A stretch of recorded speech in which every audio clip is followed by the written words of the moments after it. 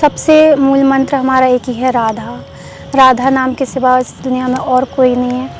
यही उन्होंने ही मेरा जीवन बदला है। देखो, मार्ग पे तो मैं पहले भी चल रही थी, पर चलने का तरीका मुझे मेरे गुरुदेव ने सिखाया है। पर जब मैं पहली बार वृंदावन धाम आई तो मेरे को ये लगा ना कि पता नहीं यहाँ पे कुछ है, मेरा कुछ तो छूट गया मेरा वहाँ से। यहाँ पे रहना है मुझे, यहाँ से कहीं नहीं जाना है। किसी से मतलब लव हुआ, आजकल जैसे बोलते हैं लव हुआ, तो लव मैरिज के लिए एक बार में मान जाए घर वाले तो ऐसा तो हो ही नहीं सकता। तो ऐसे ही हमें अपने राधा वल्लभ लाल जी से जो प्रेम हुआ और घर वाले एक बार में मान जाए, ऐसा हो ही नहीं सकता था। तुम कैसी थी और ऐसे कैसे हो गया, ये सब हमारे गुरुदेव की कृपा है कि जो मुझे मतलब अपनी ज़िंदगी की सच्चाई बताई है कि हम क्यों व्यर्थ कर रहे हैं। मैंने तो ऐसा कुछ भी नहीं किया उनके लिए, और उन्होंने मुझ पर इतनी बड़ी कृपा करी है ना कि जो धाम में आने के लिए लोग तरसते हैं। मैंने आज से 2 साल पहले महाराज जी के दर्शन किए थे, पर मैं आपको बताऊं, मैंने बिहारी जी से मेरा पहले बहुत ज़्यादा लगाव था, और फिर इसके बाद महाराज जी के सत्संग वगैरह सुने तो मुझे ऐसा महसूस हुआ कि यही साक्षात श्री जी है हमारी। और सुबह वृंदावन आई, धाम में दर्शन किए मैंने, और इसके बाद मैं ट्रेन में बैठ के वापस जा रही थी तो पूरे रास्ते भर मैं रोती गई, रोते रोते। चाह के अधीन सदा साबरो, या व्रज को सरताज, हमारी मई श्यामा जी को राज। राधे राधे, मैं हूँ सौरभ। जिन हाथों में किताब थी और आज श्री प्रेमानंद महाराज जी की कृपा से उन हाथों में आज जपमाला है। एक ऐसी लड़की जो पढ़ाई में तेज़ थी और पढ़ लिख कर कुछ बनना चाहती थी, लेकिन श्री जी की ऐसी कृपा हुई कि उसे वृंदावन बुला लिया। आइए आपको मिलवाते हैं। श्री हरिवंश, राधे राधे। राधा वल्लभ श्री हरिवंश। क्या शुभ नाम है आपका? मेरा नाम जुगल किशोरी सहचरी है। बहुत सुंदर आपका नाम दिया। ये किसने दिया आपका नाम? जो मुझे केली कुंज से नाम मिला है अभी, जुगल किशोरी सहचरी। इससे पहले मेरा नाम शरीर का नाम जानवी था। ये बताइए, आप कहाँ की रहने वाली हैं? अगर वृंदावन की बात करें तो वृंदावन कब आए थे? मेरा शरीर जो है वो झांसी से है, और मैं 2 साल पहले वृंदावन धाम आई हूँ। वृंदावन में 2 साल से रह रही हूँ। वृंदावन का सफ़र एकदम से कैसे शुरू हुआ? और झांसी की बात करें तो क्या करती थी आप झांसी में? झांसी में मैं कॉलेज में पढ़ाई करती थी, बीकॉम किया है मैंने, और कंपटीशन की तैयारी भी कर रही थी, और भी मैंने जॉब भी की है। मंडल अध्यक्ष का काम करती थी, कंप्यूटर वर्क करती थी। पर जब मैं पहली बार वृंदावन धाम आई तो मेरे को ये लगा ना कि पता नहीं यहाँ पे कुछ है, मेरा कुछ तो छूट गया मेरा वहाँ से। यहाँ पे रहना है मुझे, यहाँ से कहीं नहीं जाना है ऐसा। तो फिर इस तरीके से मैंने अपने घर वालों को भी बताया कि मैं धाम में रहना चाहती हूँ। तो देखो, भक्ति मार्ग में जब आगे बढ़ते हैं ना तो एक बार में कोई नहीं मानता है। हमारे गुरुदेव कहते हैं कि प्रेम मार्ग वो जो है कि एक बार में कोई मानते ही नहीं है। जैसे फॉर एग्ज़ाम्पल मान लीजिए किसी से मतलब लव हुआ, आजकल जैसे बोलते हैं लव हुआ, तो लव मैरिज के लिए एक बार में मान जाए घर वाले तो ऐसा तो हो ही नहीं सकता। तो ऐसे ही हमें अपने राधा वल्लभ लाल जी से जो प्रेम हुआ और घर वाले एक बार में मान जाए, ऐसा हो ही नहीं सकता था। तो इसके लिए तो हमें बहुत ज़्यादा देखना पड़ा आगे, इस मार्ग में बहुत कुछ सहना पड़ा। इसके बाद मेरे घर वाले माने इस यहाँ पर रहने के लिए। आप बीकॉम किया, आपने कंपटीशन की तैयारी कर रही थी। जब पहले का जीवन कैसा था और आपका जीवन कैसा है?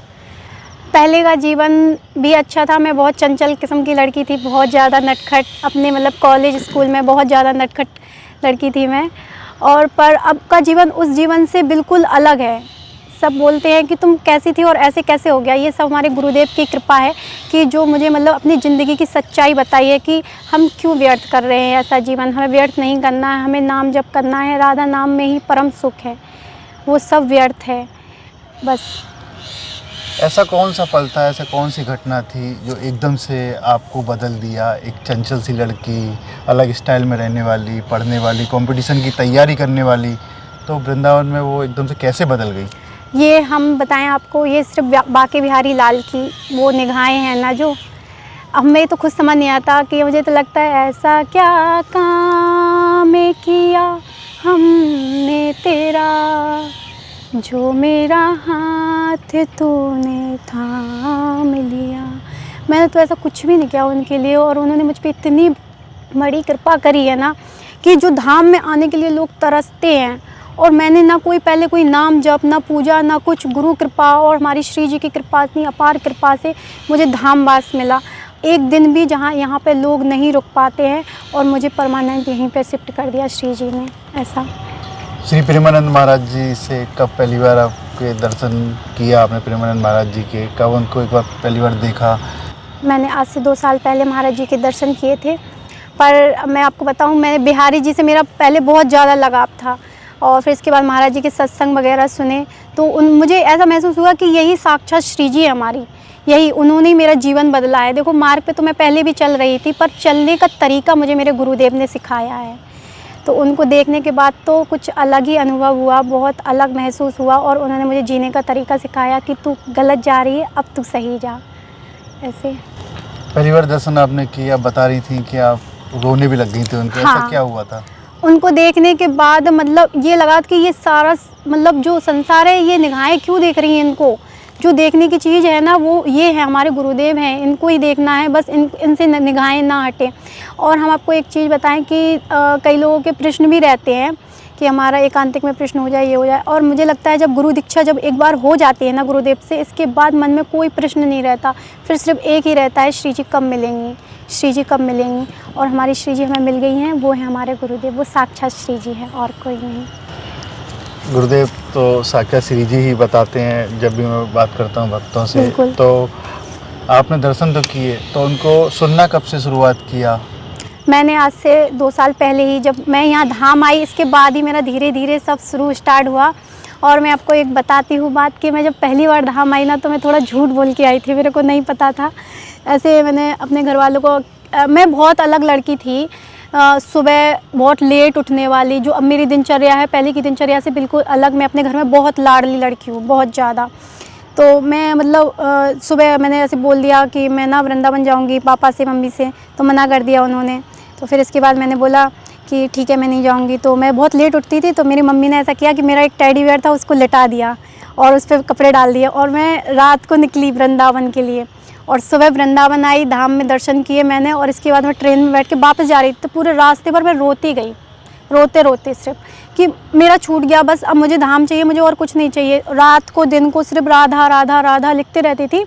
तो मेरे घर वाले सोचते थे पता नहीं ये क्या लिखती है, ऐसे मतलब कोई लेटर वगैरह लिखती है, क्या है, क्या बात है, क्यों रोती है।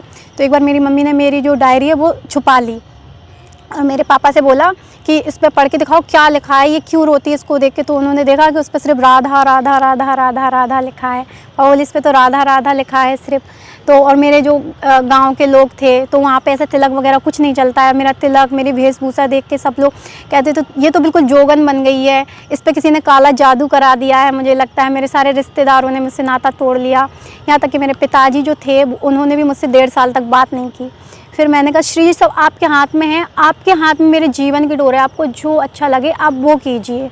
हम कभी नहीं कहेंगे कि ऐसा क्यों हुआ, क्यों हुआ, हमारा कोई वो नहीं है, आपको जो अच्छा लगे वो करो। फिर इसके बाद मेरे पापा को एक बार राधा वल्लभ के दर्शन कराए। इसके बाद मेरे पापा ने बोला अब तू यहीं रह, यहीं पर रह, मैं तुझे कभी नहीं रोकूंगा।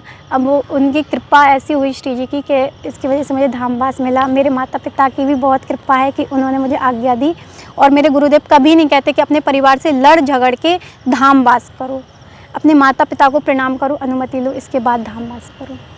आजकल के बच्चे, लड़कियां करियर के पीछे भाग रही हैं, लेकिन आपने करियर छोड़ा, आप पता नहीं कंपटीशन की तैयारी कर रही थी, तो लगा नहीं कि मैंने वो छोड़ा, आध्यात्म को ये पकड़ा है, कुछ पीछे ऐसा छूट गया, कुछ ऐसा तो नहीं लगता? नहीं, पहले लग रहा था, मुझे ये ज़रूर लग रहा था कि जब मैं यहाँ आई तो मुझे लग रहा था वो छोड़ो, यहाँ वापस आओ।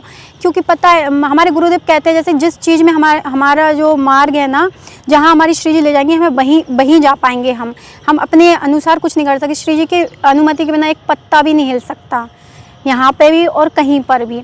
तो अब हम और के जो युवा हैं वो ऐसे कोई भक्ति मार्ग में है और कोई पढ़ाई कर रहा है, और बस उन्हें यही बोलना है कि श्री जी आप जहाँ ले चलोगी मैं वहीं चलूँगा। आप जैसे अगर कोई मतलब जैसे पढ़ाई कर रहा है तो वो जो कर्म कर रहा है वो आगे करते रहे और आगे बढ़ते रहे, श्री जी का नाम लेते रहे। क्योंकि हमारे गुरुदेव कहते हैं जैसे हम भागवत की तैयारी कर रहे हैं, तो अगर हम एक श्लोक भी करेंगे याद तो वो एक माला के समान नहीं होगा, क्योंकि हमारा कार्य और कर्म भी बहुत ज़रूरी है, बहुत ज़रूरी। हमारा कर्म ही पूजा है। महाराज जी सत्संग करते हैं और आप लोग भी जाते होंगे सत्संग में, जी। तो ऐसा कौन सा मूल मंत्र जो दिया आपको, उनकी जो बात एक अच्छी लगी हो, आपके दिल को छू गई हो उनकी कोई बात? सबसे मूल मंत्र हमारा एक ही है, राधा। राधा नाम के सिवा इस दुनिया में और कोई नहीं है, बस राधा राधा राधा राधा जपते रहो, बस हो गया। हमारी माई श्यामा जी को राज, जाके अधीन सदा साबरो, या व्रज को सरताज, हमारी माई श्यामा जी को राज। जो हमारे पूरे ब्रह्मांड के नायक हैं वो भी हमारी श्री जी के अधीन हैं। तो इससे बड़ा मूल मंत्र क्या ही हो सकता है। आप बता रही थी कि आपका जो पहले जीवन था, लेट जगना, अलग हाँ। स्टाइल थी। हाँ। अब वृंदावन में आप वास कर रही हैं तो कैसा हो गया, मतलब सुबह उठने का क्या समय रहता है, जीवन कैसे चलता है? जी बिल्कुल। तो पहले की दिनचर्या हमारी बिल्कुल अलग थी। सुबह 10 बजे उठना और कोई मतलब जब मन हुआ तब खाना खाना, जब जो करना है वो करना, जहाँ घूमने जाना है, जहाँ जो करना है। अब श्री जी के अनुसार चलते हैं, जैसे गुरुदेव ने जो दिनचर्या बताई गई है। और क्षमा कीजिए, वैसे तो दिनचर्या शेयर करने की वो नहीं है, पर जैसे कि सुबह से उठना और नाम जप करना, श्री जी का स्नान ध्यान कराना, श्रृंगार कराना। हमारे संप्रदाय में अष्टायम सेवा होती है, तो हमारे ठाकुर जी और श्री जी को 8 पहर की सेवा करनी पड़ती है हम लोगों को। मान लीजिए अगर हम श्री विग्रह लेके कहीं नहीं जा सकते, मान लीजिए, तो मतलब जैसे संध्या का टाइम हुआ तो हम संध्या आरती मानसिक रूप से कर सकते हैं। इस तरीके से हमारी दिनचर्या चलती है। आजकल के युवाओं को आप क्या संदेश देना चाहेंगी? हम यही कहेंगे कि जो आप कार्य कर रहे हैं, बस गलत मार्ग पे मत चलिए। आपको अगर आपके मन में एक बार भी आ रहा है ना, एक बार भी कि ये गलत है, तो समझ लीजिए वही परमात्मा की आवाज़ है। जो एक बार भी कोई कार्य कर रहे हैं आप, अगर वो मन में आ गया कि नहीं ये गलत है, तो वो परमात्मा की आदत है। और फिर इसके बाद जो मन में आता है, नहीं सब करते हैं, हम भी कर लेते हैं, फिर वो मन हो रहा है, क्योंकि मन हमें भटकाता है। इसलिए आप जो भी कार्य कर रहे हैं, नाम जप करते हुए करते रहिए, तो आपका कार्य भी अच्छा होगा, आपका कर्म भी अच्छा होगा, और आप जो भी कार्य होंगे वो भी पूजा के बराबर रहेगा आपका। जो लोग भक्ति करना चाहते हैं, महाराज जी की शरण में भी आना चाहते हैं, लेकिन सांसारिक जो काम होते हैं उनकी वजह से आ नहीं पाते हैं, उनसे क्या कहेंगे कि उन्हें कैसे भक्ति करनी चाहिए? जी देखो हमारे गुरुदेव कहते हैं जो ग्रस्त मार्ग के पथिक हैं, जैसे कि मान लीजिए पति पत्नी बच्चे भी हैं, तो हमारे गुरुदेव कहते हैं पत्नी का पहला धर्म है कि वो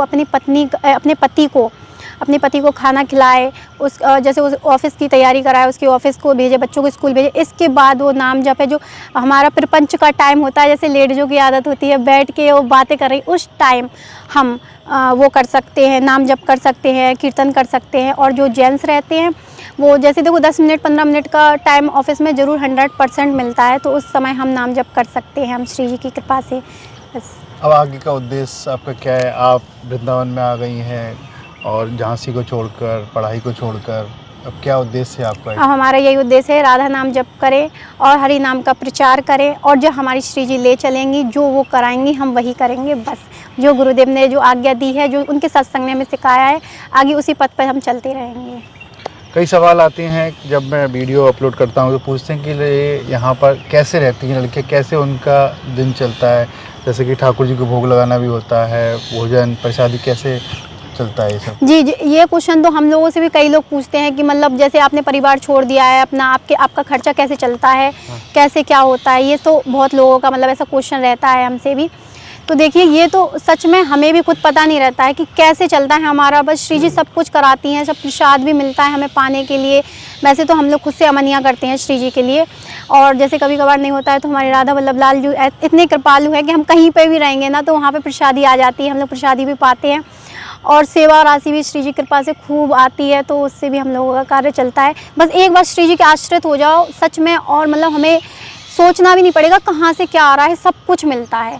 जो मतलब जो VIP लोग जो ज़िंदगी नहीं जी रहे होंगे वो हम लोगों को जीने की मिलती है श्री जी की कृपा से। ये है हमारा श्री जी की कृपा, मतलब हम जो सोचेंगे भी नहीं वो सब मिलता है हमें, हमारे सोचने से पहले हमें मिल जाता है वो सब कुछ। पहले जब आप रहती थी तो मस्तक पर रज लगाती थी? नहीं तो पहले तो मतलब ऐसा था कि हमारे यहाँ तिलक वगैरह लगाना तो बिल्कुल अलाउड ही नहीं था, बिल्कुल भी। हमने जैसे जब बिहारी जी के दर्शन करने के बाद गए तो हम सिर्फ रोते रहते। ऑफिस में भी तो हमारे जो बॉस वगैरह थे वो भी कहते थे पागल हो गई है, रोती रहती है।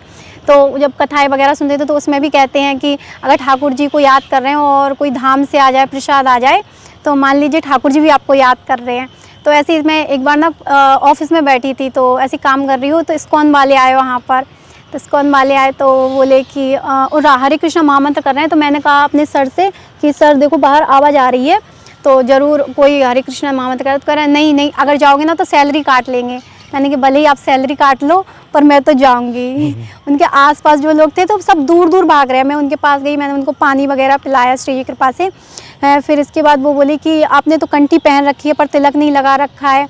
तो मैंने कहा नहीं, यहाँ पे अलाउड नहीं है। फिर उन्होंने मुझे तिलक लगाया, तो मैंने कहा आज के बाद मैं ये तिलक कभी नहीं हटाऊंगी। तो मैंने 1-2 दिन लगाया, तो मेरे घर वाले बोले शायद 1-2 दिन लगाया, ये तो ऐसी है, मतलब शौक में कुछ भी करती है। मैंने कंटिन्यू किया, फिर तो मतलब पूरा गाँव ऐसा हो गया कि भाई कैसी है ये बताओ, अपना ब्याह नहीं करा रही। शादी के पीछे भी बहुत ज़्यादा प्रपंच हुआ कि अरे शादी नहीं करा रही है। मेरे पापा सोचते शादी हो जाए इसकी, बस एक बार शादी हो जाए।